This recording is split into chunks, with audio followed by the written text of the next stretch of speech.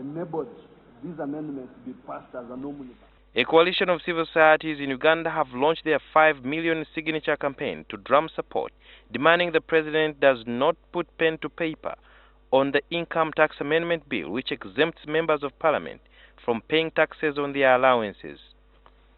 The 5 million signatures will back up their petition, which they want to submit to the president next week. On your way out.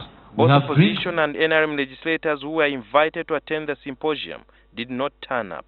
It is a very difficult thing to defend. According to the president of Uganda Law Society, court had earlier ruled that legislators should pay taxes of their allowances.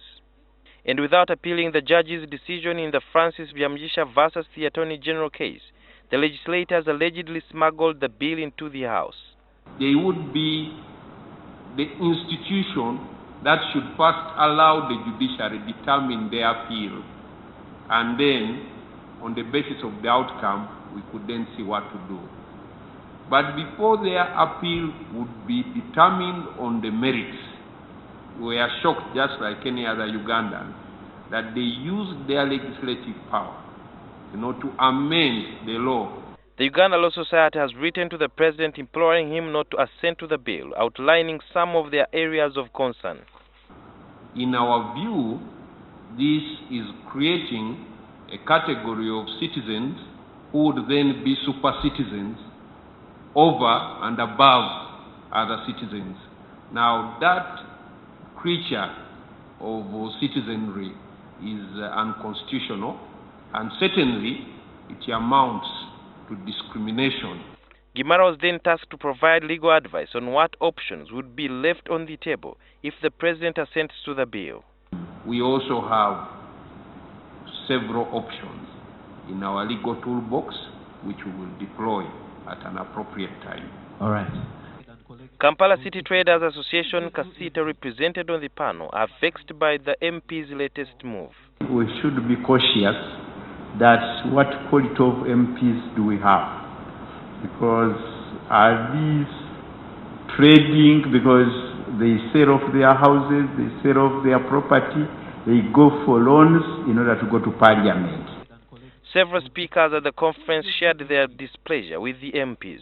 We civically educate them on that tax base, so that the little will correct.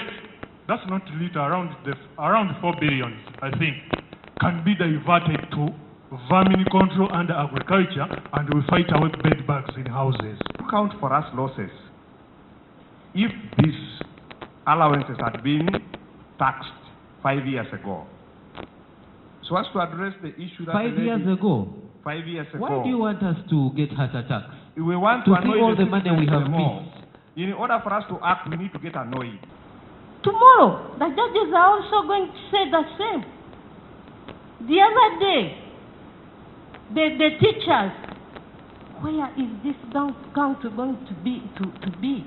Others also shared what they think would be the way out, even as the debate on the MP's emoluments continues to swell. Hopeful that the MPs will stop being politicians and they will become statesmen and stateswomen. We want them to understand that for anybody who loves Uganda, be on the side of citizens, pay tax so that we can have our roads in Nakaseke, our roads in where. When the bill goes to the president and he returns it to parliament 3 times without assenting to it, it can eventually become law. Critics say that the urge for parliamentarians to exempt themselves from paying taxes is too ingrained to change now. Now what will remain is the usual business. Use their legislative mandate to pass laws that are selfish in nature. Sudhir Ruhanga, NTV.